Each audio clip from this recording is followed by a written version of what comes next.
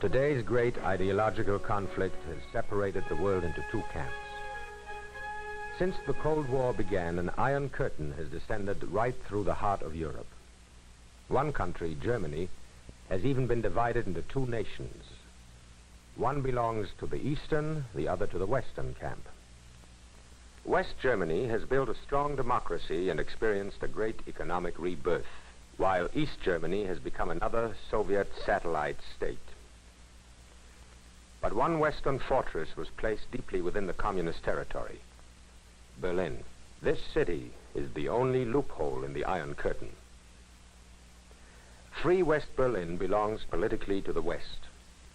But to reach this isolated outpost of freedom, the Western powers have to travel over 100 miles through the hostile and forbidden zone behind the Iron Curtain. Like Germany itself, Berlin has been divided into two parts since the Cold War. In addition, Free West Berlin is hermetically sealed off from all its surroundings and completely isolated. A situation like this has never existed before in history.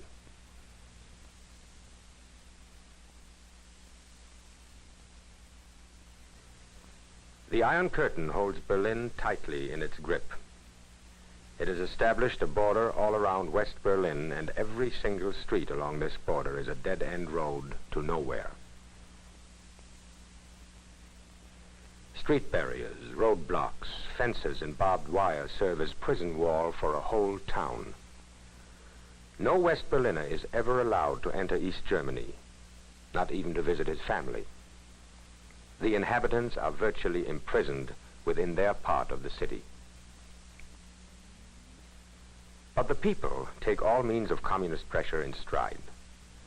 The successful resistance they have shown throughout the years has counted greatly in the policies of the great powers.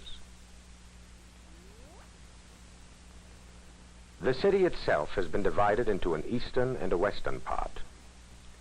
It has two operating municipal governments and two rival currencies. The power, transport, telephone, and sewage system have been split in two. The Iron Curtain has separated over 3 million inhabitants into two hostile camps with policemen and customs officials guarding the city boundaries. This is East Berlin. Compare the desolated streets and the ruins reminding one of chaotic post-war conditions with a busy, happy life in modern West Berlin, and then you know. Berlin is the strategic center of the East-West struggle. As a result of the division, Berlin has lost its importance as a metropolitan city. Because of its favorable location, it had once been Europe's largest railroad junction. It had 8 railway stations with 300 passenger trains going every day to all parts of Europe. Today, only 20 passenger trains during the whole year are leaving West Berlin. Grass and rust still cover the tracks of most of these large railway stations. 20 passenger trains a year for 2.5 million West Berliners. That means that transportation by railway has practically come to a standstill, and a bus station had to be opened for passengers traveling from West Berlin to West Germany.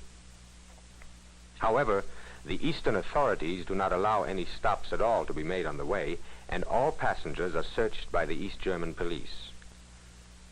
This can often be a dangerous situation.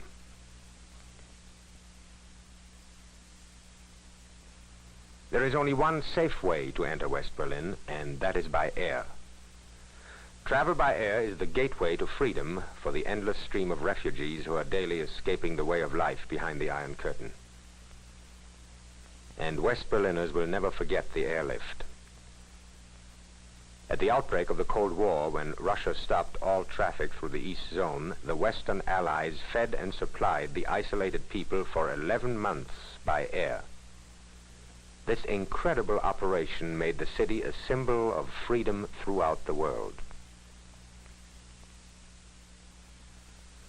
But transport by air is very expensive, and so the freight has to be shipped by other means. Before the isolation, West Berlin obtained its daily supplies from its immediate surroundings where all these goods are produced. Today, the waterways fulfill an important function. Every ton of coal and raw materials, every pound of meat and potatoes, everything needed to heat, feed, and clothe the people has to reach the Berlin outpost by the long route along the river barges coming through East Germany. A new job had to be created by this situation, that of the customs official. Now we have the strange case of German customs men checking their own nation's freight. On duty day and night, they have to search every freighter or truck coming through East Germany. This is why West Berlin, removed from world trade, is called an island in the Red Sea. Be it travel by air, railway, bus, or waterways, any border incident may bring about a new international crisis. Berlin remains the most dangerous powder barrel which the slightest spark may ignite.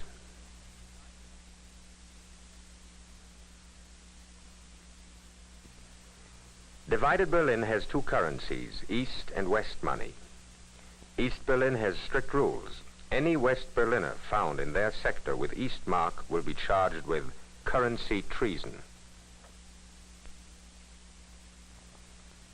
But West Berlin tries to ease the situation of its less fortunate compatriots. It has opened so-called Wechselstuben, monetary exchange offices. Here, Ernst and Bernd, two young students, can exchange their East money for West money and buy some of the goods which are not available in the East. However, Ernst and Bernd cannot afford to shop often in West Berlin, since the West mark is worth 4 to 5 times as much as the East mark.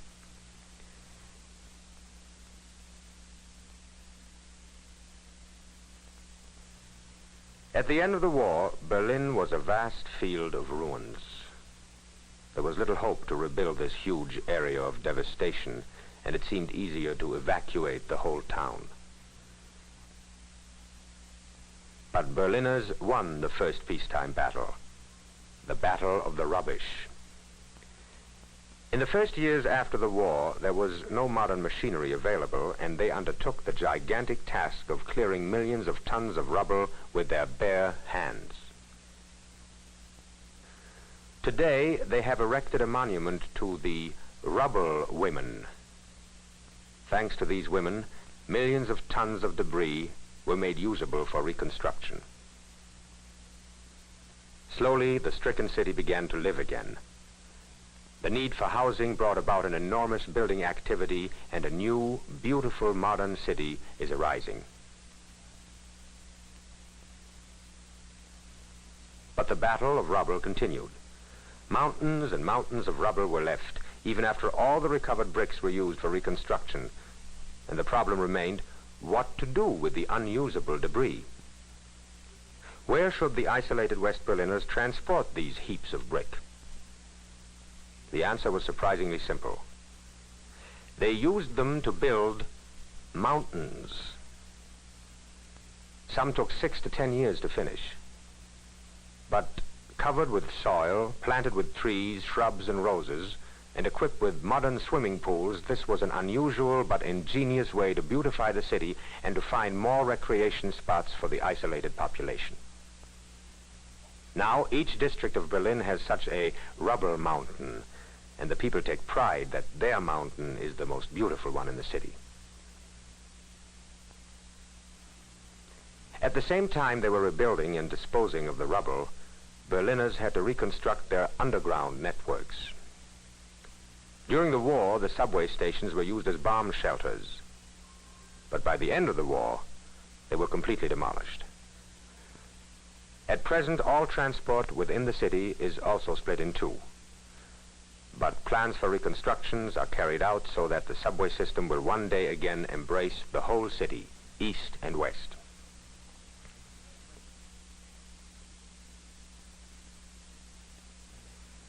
Today, West Berlin is active and alive again. Its recovery despite war damage the blockade and its perilous position behind the Iron Curtain is remarkable.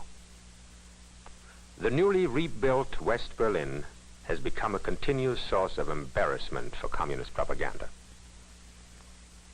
The people are used to all forms of pressure and danger, but they're grateful that they've remained free.